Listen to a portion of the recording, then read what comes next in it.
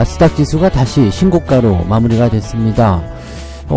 기술주들이 강세를 보이면서 좋은 흐름들을 이어가고 있는데요.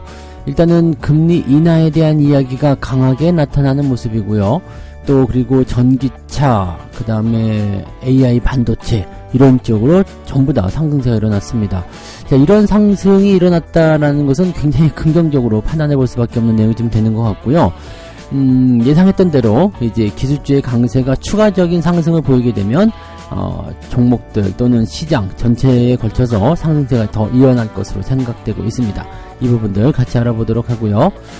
금투세에 대한 이야기들이 또다시 도마 위에 올라오고 있습니다. 물론 계속 논란이 되고 있었던 부분이긴 합니다만 주식 같은 경우는 뭐 5천만원 정도까지는 공제가 되지만 그 외의 상품들은 250만원 밖에 안 되죠. 그러다 보니까 채권 쪽에서 움직임이 좀 이상하게 나타나고 있습니다.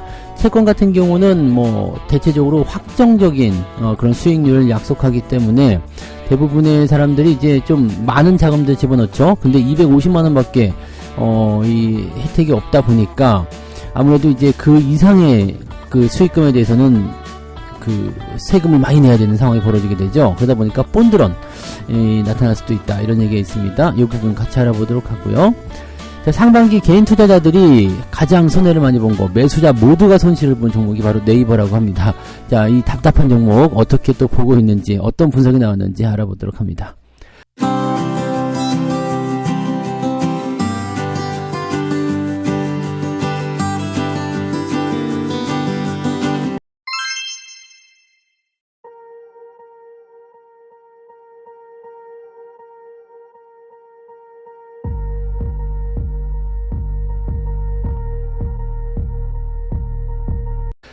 네, 반갑습니다. 오늘은 7월 9일 화요일입니다. 뭐 시장은 큰 문제는 없어 보입니다. 다만 이제 미국 증시는 약간의 그 혼조 양상이라고 봐야 되나요? 네, 다우지수는 조금 내렸어요. 마이너스 0.08이고요. 나스닥은 플러스 0.28 이렇게 올라왔습니다. 나스닥은 많이 올라온 건 아닙니다만 이제 신고가를 또다시 만들어내는 모습이었죠. S&P 500도 그렇고요. 나스닥도 그렇고요. 역대 최고치를 다시 갱신하는 모습이다라고 얘기가 나옵니다. 다우지수가 좀 내려갔다라는 부분들은 아무래도 경기 전망에 대한 부분들이 좀 불확실하다, 이런 얘기를 좀 볼 수 있겠고, 또 파월 의장의 연설, 이런 부분들이 오늘 있죠. 파월 의장뿐만 아니라 옐런 장관도 오늘 연설을 같이 하죠. 그래서 여기에 대한 경계심이 조금 나와 있었다라고 볼 수 있겠고, 기술주들 같은 경우는 지들이 무슨 말 할 줄 알겠냐, 네, 지들이 무슨 말 하겠냐 이거지. 왜냐면 시장에 대한 그 분위기는 일단 경제지표가 말해주는 것처럼 경기 둔하다, 이거는 금리 인하 무조건 해야 되는 거 아니냐, 이렇게 얘기가 나오는 상황이니까 기술주 쪽에서는 오히려 화색을 보일 수밖에 없었던 내용이었다. 그래서 나스닥은 신고가, 다우지수는 조금 떨어졌다, 이렇게 보시면 되겠는데, 둘 다 흐름을 보게 되면요, 다우지수는 천천히 진행하는 상황인 것 같고요, 나스닥은 미친듯이 달리는 그런 모습 같습니다. 그래서 차트가 약간 뭐랄까요, 급등주 차트로 좀 변하게 하는 그런 모습이긴 하죠. 나스닥 경계심이 좀 있어야 될 것 같은데 너무 저항 없이 치고 올라가는 거 아닌가 싶기도 합니다. 자, 내용 한번 살펴보도록 하죠.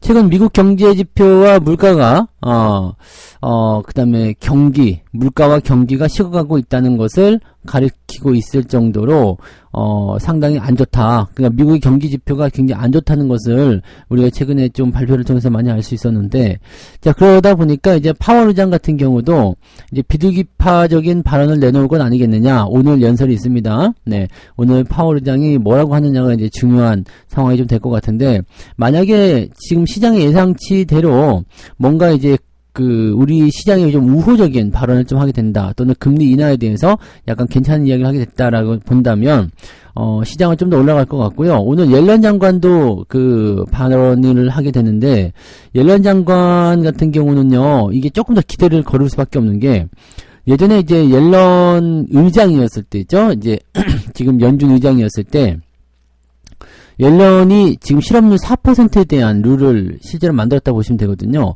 그러니까 그 당시만 하더라도 제로 금리 상황이었죠. 그리고 추구 전략을 모색하던 그런 시기였는데, 실업률이 이제 그 4% 4%대 안쪽으로 들어가게 되고 이제 3%대로 진입하려는 그런 모습 보이다 보니까 추구 전략. 자, 실업률이 4%를 기준점으로 해서 더 좋아지고 있기 때문에 이제는 경기가 회복되고 있다라고 판단합니다. 그래서 금리를 인상하겠습니다. 그래서 금리를 인상을 했었죠. 자, 그런 분위기가 이제 지금 또 연결되는 거예요. 지금은 실업률이 4.1%로 넘어갔잖아요. 그러니까 실업률이 점점 안 좋아지는 상황이 되다 보니까 이런 상태 속에서는 뭘 해야 되느냐? 당연하게도 금리 인하를 해야 된다. 자, 즉 그 금리의 기준점을 4% 잡은 게 옐런이었다는 얘기죠. 그래서 뭐 물론 이제 시장의 판단은 좀 다르게 나타날 수도 있겠습니다만 파월이나 옐런이나 둘 다 지금 이 고용 지표가 안 좋아진 것에 대해서 금리 인하 쪽으로 연결을 좀 시킬 가능성이 좀 있다라고 보시면 되는 거죠. 자, 이러다 보니까 7월에도 금리 인하를 해야 되는 거 아니냐. 7월 30일부터 31일까지 FOMC입니다. 자, 이번 달 말이에요. 근데 이번 달 말에 지금 현재 CPI 지표가 3.1로 예상이 되고 있어요. 네, 내일 모레 발표되죠. 자, 요 지표가 만약에 2%대 진입이 가능하다면 7월 달 금리 인하도 가능성이 있다. 이렇게 얘기가 나올 수 있습니다. 네, 근데 뭐 일단 글쎄요, 전략가 중에 한 명은 이렇게 얘기하더라고요. 7월 금리 인하 가능성을 시장에 너무 저평가하는 거 아니냐? 그럴 수도 있는 건데, 7월 달에 할 수도 있는 건데, 왜 다 9월이라고 하는 거냐?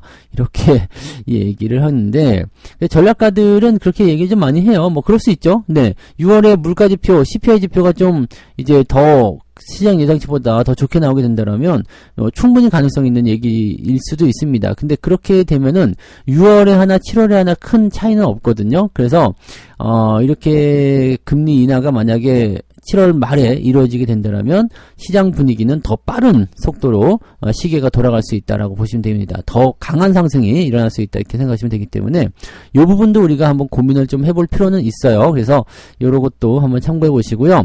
대신에 7월에는 금리 인하를 안 해도 상관없죠. 왜냐면 9월에 금리 인하하는 것이 거의 지배적이잖아요. 그렇기 때문에 7월에 금리 인하를 하면 더 좋고 안 해도 상관없다. 근데 기대감은 더 많이 생길 수 있다. 7월에 금리 인하 안 한다고 실망할 만한 상황은 아닐 것이다. 이렇게 볼 수가 있는 거죠. 그래서 부담감이 상당히 줄어든 그런 상황이 좀 됐죠. 자, 어쨌건 시장의 주요한 화두는 지금 경제지표의 부담감으로 인해서 다우지수를 끌어내리긴 했지만 금리 인하에 대한 기대감을 높이면서 기술주를 끌어올렸다라는 식의 이야기가 될 수가 있겠습니다. 자, 실제로 기술주들 같은 경우는 다 강세를 보였어요. 오늘 인텔 같은 경우가 한 6% 올랐죠? 네. AI 쪽 반도체 관련주들은 상당히 많이 올랐습니다. 엔비디아도 한 2% 정도 상승했고요. 브로드컴 2.5%, AMD 3.9%, 퀄컴 1%, 애플 같은 경우도 지금 사상 최고가 지금 사상 최고가가 아닌가? 네. 아무튼 지금 애플 같은 경우는 마이크로소프트 제끼고 다시 시총 상위 1위로 올라갔습니다. 그래서 이런 부분들 좀 있고요. 그다음에 슈퍼 마이크로 컴퓨터도 주가가 6% 정도 상승했습니다. 이렇게 되면은 이게 지금 지난번에 말씀드렸죠. 그 삼성전자의 실적이 당연히 해외에 있는 외국 그 반도체 기업들에게도 긍정적인 효과를 주게 될 것이다. 이런 얘기를 해드렸었잖아요. 예, 그 부분이라고 보시면 됩니다. 그래서 우리나라 삼성전자도 그럼 또 오르겠네 라고 생각할지 모르지만 또 오르면 좋지만 그러지 않을 가능성이 굉장히 높습니다. 그래서 상승에 대한 기조를 그냥 이어간다. 그냥 3% 4% 막 이렇게 올라가는 것이 아니라 한 0.23%라도 일단은 상승을 해준다라면 이미 많이 올라가 있는 상태에서도 더 올라간다라는 것은 굉장한 의미가 있거든요. 이미 이제 서로 상호 보완적인 부분이 되겠죠. 미국 시장에서 반도체 지수가 올라가게 되고 국내 증시가 올라가게 되고 국내에서 이제 반도체 기업들이 올라가다 보면 또 해외에서도 올라가고 서로 간에 이제 보완이 좀 될 수 있는 모습이 좀 됩니다. 그래서 이 AI 반도체 쪽 관련한 부분들은 아직 멀었다 이런 얘기고요. 삼성전자 같은 경우도 리포트 계속 나오는 게 더 많이 성장할 것이다라는 전망이 나타나고 있기 때문에 그런 것들 이제 시작이다 이런 얘기들이 가장 많은 것 같아요. 자, 그 다음에 다른 종목도 보면 이제 나이키가 요즘에 조금 된소리를 맡고 있는데 주가가 지난번에 한번 크게 내렸는데 계속 떨어지고 있어요. 네, 왜냐면 실적 기대감이 꺾였다. 요즘에 누가 나이키 입고 누가 나이키 신느냐? 네, 제가 그러는데 저한테는 아직도 나이키는 좋은 메이커인데 사실 나이키가 나쁜 메이커가 아닌데 워낙 브랜드가 다양하게 나오다 보니까 이제 나이키의 아성이 무너지는 거 아니냐? 뭐 이런 식의 얘기가 나오긴 하더라고요.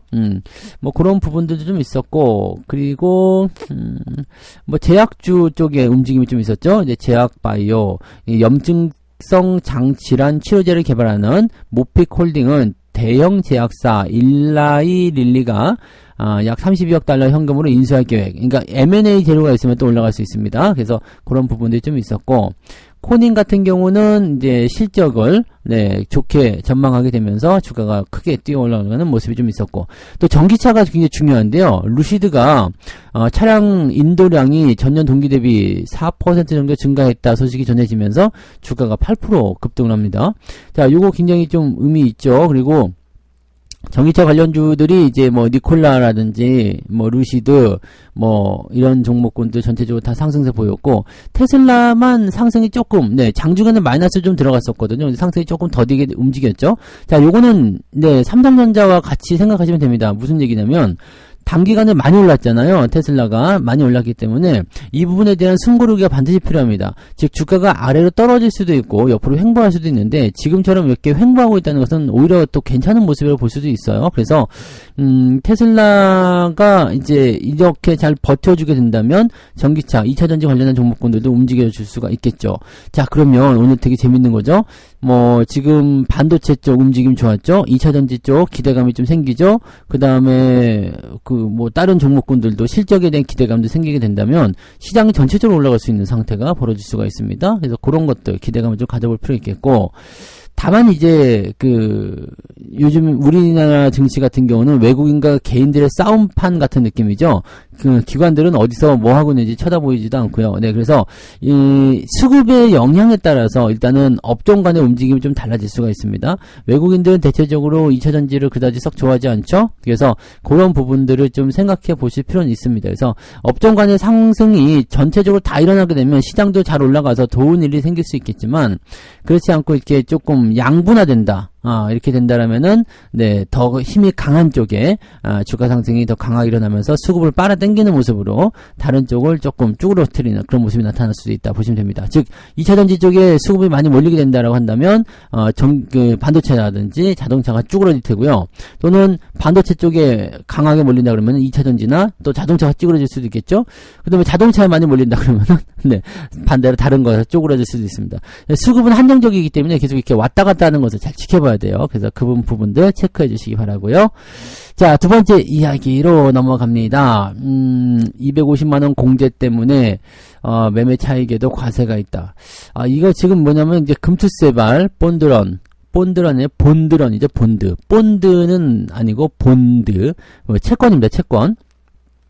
금투세발 본드런 우려가 있다 이런 얘기인데 금투세 시행을 진짜로 하면은 좀 곤란할 것 같기는 합니다. 이거는 웬만하면 좀 뭐 막아야 되는 거 아닌가 싶은 생각도 좀 들 정도로 이 금투세라는 게 너무 좀 뭐랄까, 현실과 좀 동떨어지고 너무 많이 뜯어간다는 느낌이 좀 있죠? 이건 너무 과하지 않냐?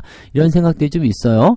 물론 이제 따지고 보면, 야, 그래도 니네 5천만원 수익 나지 않았냐? 뭐 250만원 수익 나지 않냐? 뭐 이렇게 얘기할 수도 있겠지만, 글쎄요. 그거가 그동안 손해난 것에 대한 부분들도 그렇게 보상을 해주면 우리가 인정할 수 있겠죠? 나 5천만원 손해봤으니까, 뭐 세금을 깎아줘라든지, 뭐 이렇게 나오면은, 그건 어느 정도 인정할 수 있겠는데, 그런 건 아니잖아요. 그죠? 손실났다고 해가지고 뭐 더 해주는 것도 없는데, 근데 이 수익금, 이 공제 금액에 대한 부분들도요, 너무 좀 크지 않냐라는 생각이고요. 또 세금에 대한 규모도 너무 크다고 보시면 됩니다.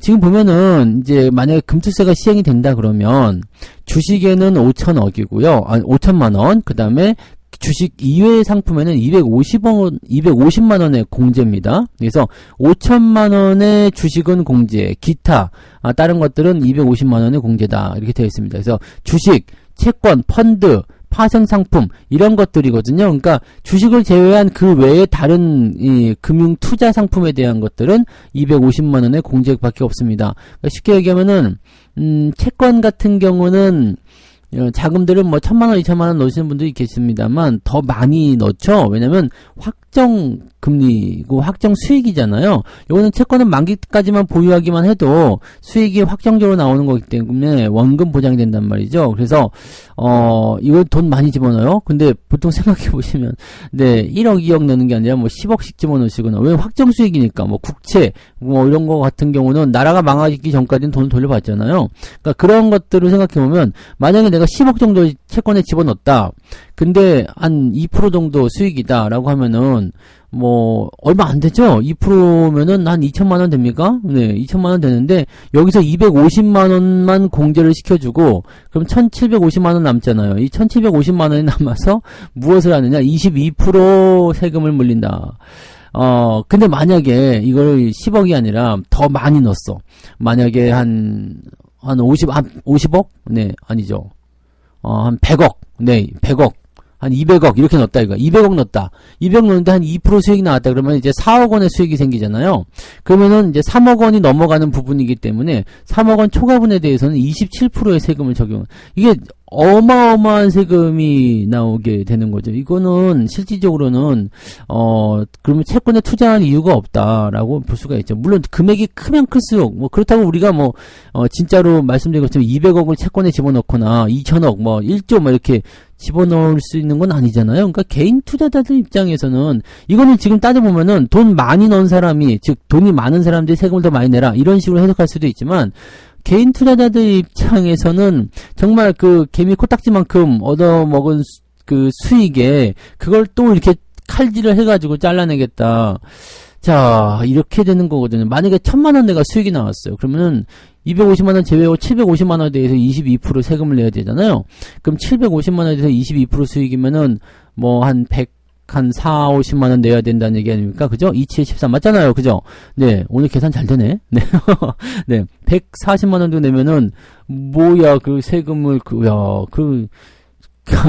아무튼 그렇게 된다는 얘기죠. 네. 이게 약간 좀 불합리하지 않나 생각이 좀 듭니다.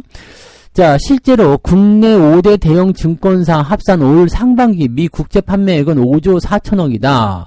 이렇게 되어 있어요. 일부 증권사는 1분기에만 1조 원이 넘는 미 국채를 판매하기도 했다. 하지만 내년부터는 250만 원 넘어서는 매매 차익에 대해서도 22% 세금이 매겨지게 되면 절세 매력이 사라지게 된다. 이런 얘기가 되는 거죠.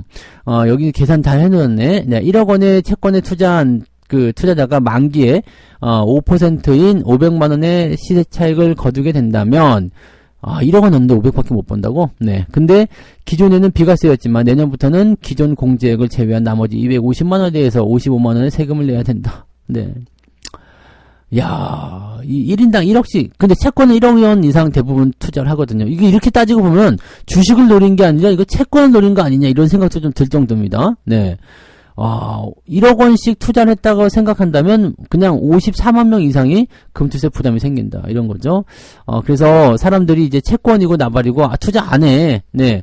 있는 것도 다 빼버리자. 이렇게 얘기가 나올 수가 있죠. 그러니까 연말로 갈수록 이 자금 경색에 대한 부분들이 더 강하게 나타날 수 있기 때문에 시장 자체가 위축될 수도 있다. 이런 얘기가 좀 있습니다. 뭐 경기가 더 좋아지면은 모르겠다. 그런 거 세금 내고 말지 뭐라고 생각하고 막 그냥 들어가는 분들도 많이 생기겠지만 그렇지 않을 경우들도 생기기 때문에 이런 부분들은 한번 고민들을 좀 해볼 필요는 있을 것 같아요. 근데 금투세 같은 경우는 뭐 연장이 되든 폐지가 되든 이런 것들은 좀 없애버렸으면 좋겠어요. 굳이 이걸 왜 시행을 하려고 하는지 난 도대체가 이해가 안 가는데 이거는 좀 아니지 않나라는 생각이 좀 드네요. 그죠? 이런 부분들이 있다는 거 참고하시고, 자, 세금 때문에 골치 아프신 분들 요 금투세 요것도 이제 상당히 부담되는 내용으로 좀 떠오를 수 있으니까 꼭 참고 좀 해보시기 바랍니다. 세 번째 이야기 보도록 합니다. 네. 3전 다 팔고 이 주식을 싸다고 해서 싹쓸이 했는데 마이너스 35% 두둥. 이게 뭐냐? 네이버 이야기, 네이버 이야기인데 올 상반기 개인 투자자들이 가장 많이 매수한 순 매수 종목이 네이버라고 합니다. 개인 투자자들이 가장 많이 산 거요. 네, 그게 네이버.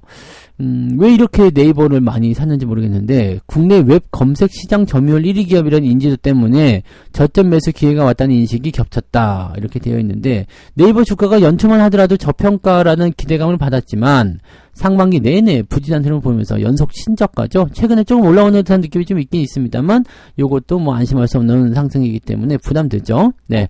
자, 개인들은 상반기를 네이버를 비롯해서 엔터주, 2차전지, 그 다음에 미국 증시 관련주 쪽으로 순매수를 하였다라고 되어 있고요. 매도는 반도체, 자동차, 금융주 섹터를 모두 매도를 쳤다라고 되어 있습니다. 상당히 아쉬운 부분 중에 하나죠. 네. NH투자증권 통계에 따르면 지난 4일 기준 네이버를 보유하고 있는 투자자들은 모두 100% 손실을 보고 있다고 합니다. 네, 즉 NH투자증권을 이용해서 네, 주식 거래를 하시는 분들은 네이버에서 모두 손실을 봤다 이런 얘기니까 이게 네, 간단한 얘기는 아닌 것 같아 보여요. 평균 손실률은 35.31%. 즉, 약하게 손실을 받든, 강하게 손실을 받든, 더 크게 손실을 받든 간에 네이버를 보유하고 있으면 일단 손실이란 이 얘기입니다. 평균 매입 단가는 주당 27만 8천원으로 잡혔다. 그러니까 이 가격대 상당히 높네요. 이 손실을 도대체 어떻게 할 것이냐지. 물론 이제 안 팔고 계속 있으면 언젠가 올라갈 수 있겠습니다만, 네, 좋은 시절 다 끝나고 올라가면 별 의미가 없겠죠. 하반기에는 네이버의 업황이 개선될 것이다라는 전망이 나오긴 하는데 주가가 어느 정도 바닥을 잡았다. 근데 이거는 바닥에 나와봐야지 바닥인 거 아닙니까? 그죠? 자, 근데 최근에는 좀 올라오는 경향이 좀 있어서 그래도 가지고 계신 분들 조금 기대를 해볼만 하긴 하겠습니다. 근데 이 선택에 대한 부분들이 조금 아쉽기는 합니다. 그죠? 네. 네이버를 선택하고 반도체를 팔았다. 얼마나 배가 아프고. 네. 자, 개인들이 네이버를 제외하고 가장 많이 순매수한 종목은 2차전지였다. 이것도 문제예요. 네. 지금 SDI가 2위, LG화학이 3위, 포스코홀딩스가 4위로 되어 있습니다. 그러니까 1위부터 보면 네이버, SDI, LG화학, 포스코홀딩스. 네, 순 매도는 삼성전자 1등, 현대차, 삼성전자, 우선주, 하이닉스까지 팔아먹은 거고요. 정말, 네, 이걸 어쩌면 좋을까나? 그리고 JYP 엔터도 6위에 올라있어요. 엔터주, JYP 엔터, 그리고 LG에너지 솔루션. 와, 이거 다 손실이 어마어마한 것들이잖아요. 그 다음에 5위는 그래도, 네, 미국 S&P 500, 그 다음에 8위에 있는 게 미국 배당 다우존스. 이렇게 돼요. 요거는 두 개는 수익을 좀 받겠죠? 그 다음에 엔캠도 수익을 좀 봤을 것 같아요. 상반기에 많이 올라가서, 후발주자로 들어가신 분들은 손해를 받겠지만, 상반기에 들어가신 분들은 좀 수익이 좀 낮겠죠. 그래서 그나마 수익률이 그 정도가 아닌가 생각됩니다. 이거 엔캠이라든지 이런 거 미국 주식 들어간 거, 이거 ETF 이런 거 제외하고 나면은요, 진짜 이거는 개인 투자자 성적 완전 박살이거든요. 그러니까, 야, 이렇게, 된다라는 거. 그 다음에 요즘에 최근 그래가지고 네이버나 또는 2차전지가 조금 올라가도 그렇게 반갑지가 않죠. 그거 오르면 뭐해? 어차피 손실인데. 뭐 이런 식의 생각이 들기도 하거든요.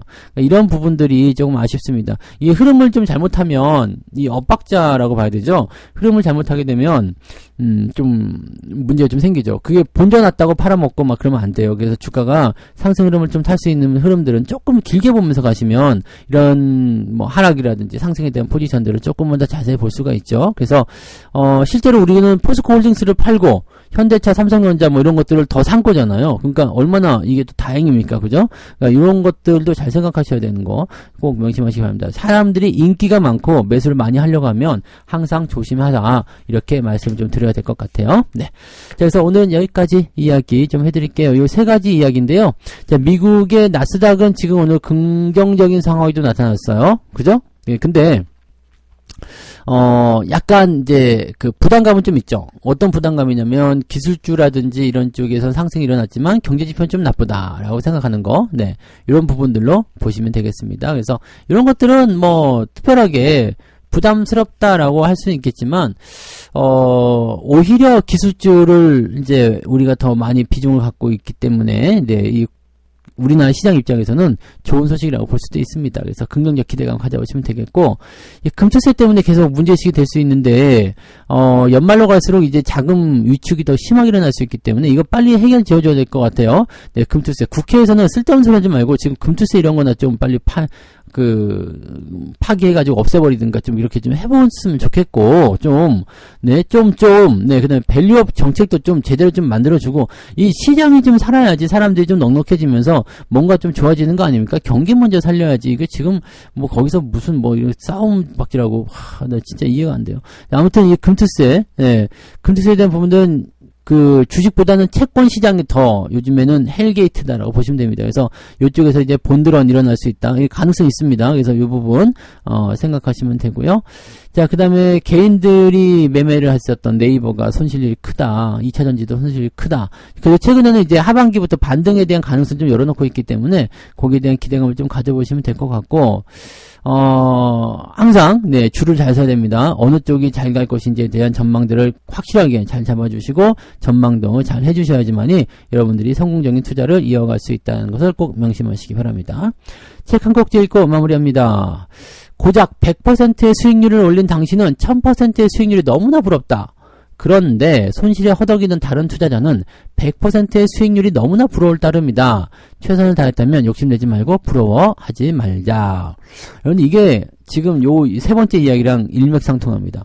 여러분들은 지금 마이너스 계좌에서 이제 겨우 플러스가 넘어갔다고 불만이신 분도 있을 수 있을 것 같아요. 왜냐면 그냥 남들은 수익 많이 냈다는데 그냥 나는 이제 겨우 이제 겨우 플러스로 바뀌었네. 네. 물론 굉장히 좋은 생각으로 하실 수도 있겠습니다만 마이너스였다 생각 못하고 이제 플러스 이제 겨우 0. 몇 프로야 또는 뭐 1% 그냥 계좌 한 1% 수익 났어. 짜증나. 뭐 이렇게 생각하시는 분이 계시는데요. 그렇게 생각하시면 절대 안 됩니다. 지금 완전히 개인 투자자들 성적 방금 전 말씀드렸듯이 어마어마하게 지금 안 좋거든요. 네, 여러분들이 마이너스에서 플러스로 넘어갔다는 것, 또 앞으로의 기회를 잡고 있다는 것 자체가 굉장히 의미 있는 겁니다. 그래서 지금 여러분들 잘하고 있다는 것만 절대 잊으시면 안 됩니다. 그리고 불평, 불만 이런 거 어지간하면 하지 마시고 시장에 대한 기대감 가져가세요. 어차피 여러분들 계좌도 계속 성장하게 될 겁니다. 그래서 살아남았음에 감사하게 여기고 또 좋은 주식들이 한 번씩 흔들린다 하더라도 거기에 실망하지 말고요. 바로 그냥 내치는 거 아닙니다. 네, 추세가 끝날 때까지 잘 들고 가시면서 수익을 많이 올려보시기 바랍니다. 자, 오늘 계산 여기까지 이야기해 드리고요. 저는 장중시황에 다시 오도록 하겠습니다. 오늘도 여러분들 파이팅 하시고요. 좋은 결과 만드시기 바랍니다. 고맙습니다. 본 방송에서 제공되는 모든 정보는 투자 판단의 참고 자료이며 투자의 최종 책임은 본 방송을 이용하는 본인에게 있습니다.